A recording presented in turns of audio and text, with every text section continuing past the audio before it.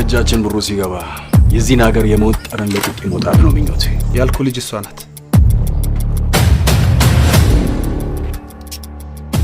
መግባት እንጂ መውጣት አይቻልም። በእናታችሁ ተዋጡኝ። የአባትሽን ስልክ እንፈልጋለን። ማንነቴን ያወቋል መሰለኝ። ምነው ችግር አለ እንዴ? አባቷ ለመክፈል ፈቃደኛ አይደል? ይህንን ነገር እንወጣዋለን። ልክ ያልሆነ ነገርም አለ። እኔ ምንም የማውቀው ነገር አትጠጋኝ።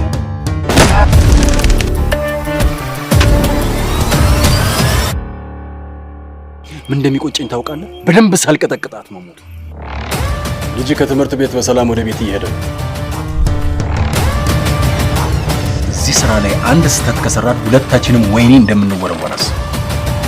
እንኳን ደስ አላሽ። ገንዘቡ እጃችን ገብቷል። የምንጠብቀው ጊዜ ደርሷል።